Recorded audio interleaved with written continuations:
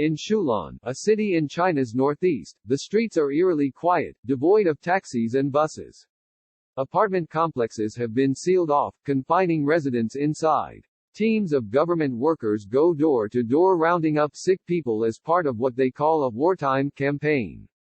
As the Chinese authorities confront scattered outbreaks of the coronavirus in the country's northeast, they are turning to many of the same strict lockdown measures that were a hallmark of the effort 4 months ago to stamp out the epidemic in the central city of Wuhan.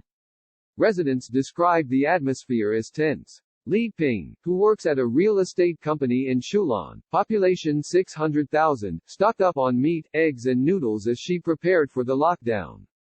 The government's controls now are very strict, she said. As long as we obey and not go out, it will be all right. The forceful response reflects fears among China's leaders about the potential for a fresh wave of infections as factories, schools and restaurants reopen across much of the country, and the government touts its success in fighting the virus on the global stage. It also offers a preview of what governments around the world will likely face in the coming months as they work to restart their economies.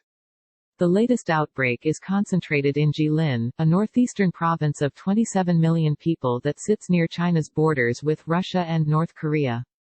Jilin has reported a small outbreak of about 130 cases and 2 deaths, but experts there have warned of the threat of a big explosion. Officials have already mobilized the police and Communist Party groups to make sure residents comply with the lockdown. Tens of thousands of people are being tested for the virus and thousands rounded up into hospitals for quarantine. The central government has signaled its displeasure about the outbreak, dismissing 5 local officials and sending top leaders to the province to conduct inspections.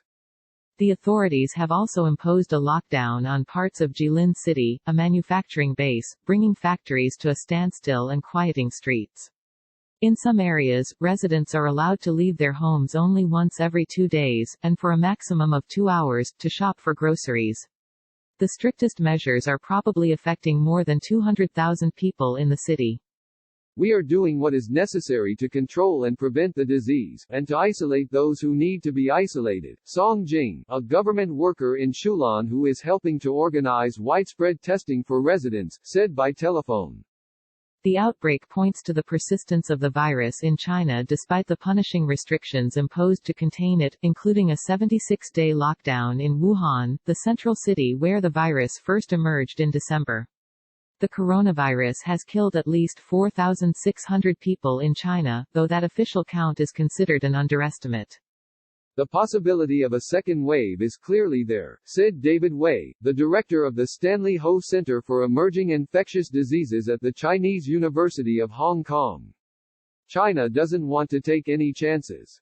In China, the ruling Communist Party's swift use of heavy-handed lockdown measures in Jilin also shows its resolve to declare victory in what China's top leader, Xi Jinping, has described as a people's war against the virus. Officials are also working to contain small outbreaks elsewhere, including in Wuhan, where the government is leading a campaign to test all of the city's 11 million residents after a smattering of new cases. A meeting of China's national legislature begins in Beijing on Friday, and Mr. Xi appears eager to project strength in the face of the uncertainty posed by the pandemic. They want to articulate confidence, whether they have it or not, said Steve Sang, the director of the China Institute at the School of Oriental and African Studies in London. The key message is that China, under the leadership of Xi Jinping and the Communist Party, has saved the country from COVID-19 while all these Western democratic countries failed. Mr. Sang said the government's reluctance to abandon sweeping lockdowns in favor of a more targeted approach pointed to the party's limited options. The system is inflexible, and this is the only way they know how to contain it, he said. They are simply not willing to take any risks. Mr. Xi is under pressure to shore up the economy, which contracted in the first 3 months of this year for the first time since the 1970s, and which is still suffering amid the global drop in consumer spending. The coronavirus outbreak in Jilin has unnerved the public in part because the authorities have struggled to trace its origins. Officials have tied many cases in the northeast to Chinese nationals who had recently returned from Russia. But many of the recent cases involve people who had not traveled outside the country. One of the first reported clusters in Jilin was traced to a 45-year-old woman in Shulan who washed clothes at a police bureau and had not been abroad recently. Around a dozen other cases were later linked to the woman. Elsewhere, officials found that a man in Jilin City infected with the coronavirus had attended a large wedding in early May, raising fears of a bigger outbreak. Adding to the difficulties, Chinese medical experts say the virus is displaying slightly different characteristics in Jilin, as well as in other northeastern provinces where cases have recently appeared, including Heilongjiang.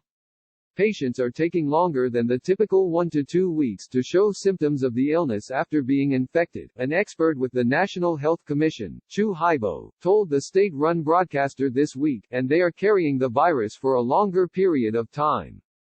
Chen Ying, a public health researcher at Xi'an Jiaotong Liverpool University, said officials were reacting forcefully in the northeast because the experience in Wuhan had demonstrated the importance of early, stringent action. If we had this chance in Wuhan, we would have taken similar measures, he said. The consequences will be very big if this is not controlled. Albi Zhang contributed research.